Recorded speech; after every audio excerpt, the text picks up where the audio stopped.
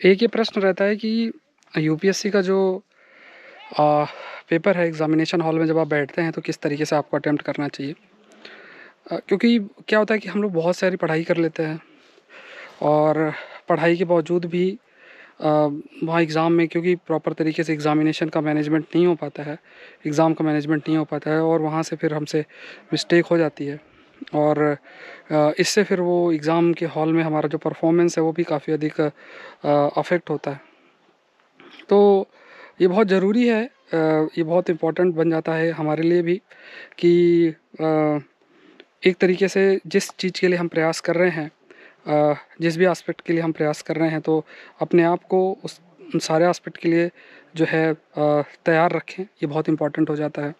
अगर हमने अपने आप को तैयार नहीं रखा है तो अ, कई बार उस प्रैक्टिस नहीं किया है तो चांसेस रहते हैं कि जो परफॉर्मेंस है वो अफेक्ट हो।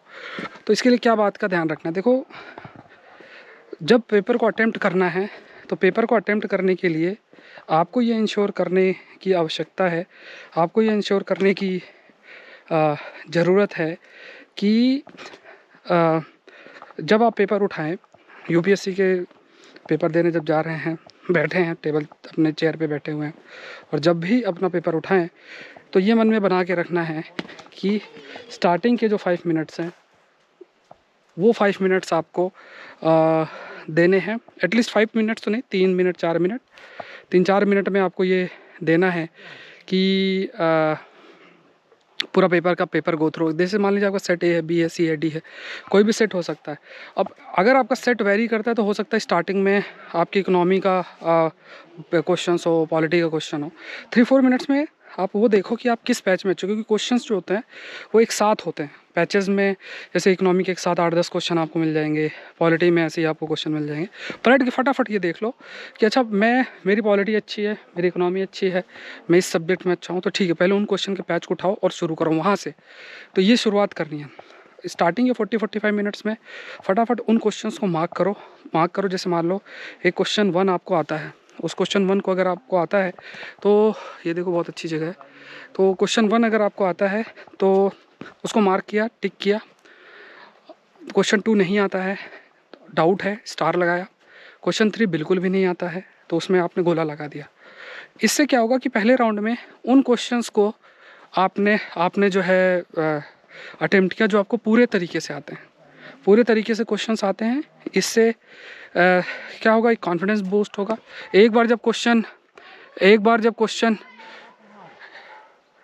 बार जो क्वेश्चन अगर आपने अटेम्प्ट कर लिया अच्छे से, एक प्रकार से अगर आप देखें, एक बार जब क्वेश्चंस गो थ्रू हो गए तो फिर उसके बाद आप 40-45 मिनट्स हैं, फिर उसके बाद आपको गोला भरना है। गोला भरने का मतलब है जो एमआर सीट है उसको आप फिल करिए फटाफट।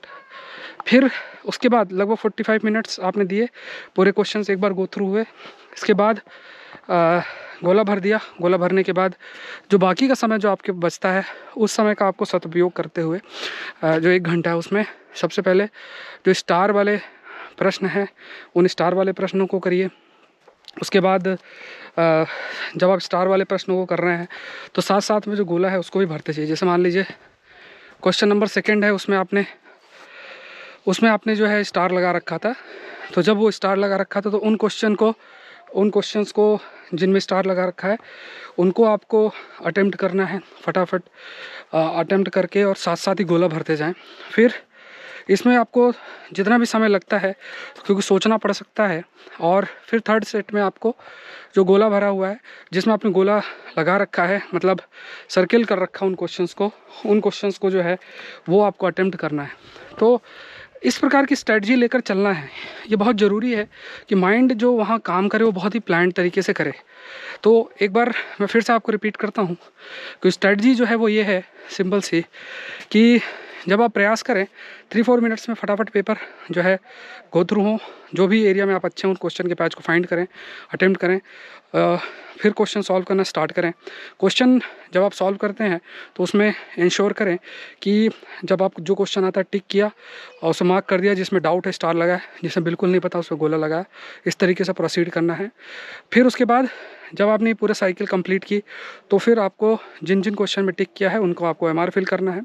फिर स्टार वाले क्वेश्चंस करने हैं। स्टार वाले क्वेश्चंस को साथ साथ में ही आपको साथ साथ ही गोला भरते जाना है और फिर गोला वाला जो क्वेश्चंस मतलब जिनमें आपने सर्कल लगा रखा है उन क्वेश्चंस को अटेम्प्ट करना है। इस प्रकार से आपको जो है प्रोसीड करना है। तो अभी मैं आपके लिए इस वीडियो को बना रहा हूँ। आप देख सकते हो पूरा सराउंडिंग, ये आपकी रॉक है, थोड़ा सा सुनसान इलाका है, लेकिन मन में आया कि एक वीडियो बनाया जाए और ये सब ऐसी बातें हैं कि थोड़ा सा नेचुरल सेटिंग में आपको अच्छी भी लगे। तो आप लोग अपना प्रिपरेशन करें और खुश रहने का प्रयास करें, आप लोग ज़रूर से सक्सेसफुल होंगे। गुरु ज्ञान सीरीज़ जो लॉन्च हुई है उसमें आप लोग पार्टिसिपेट ज़रूर से करें, बहुत इंपॉर्टेंट है।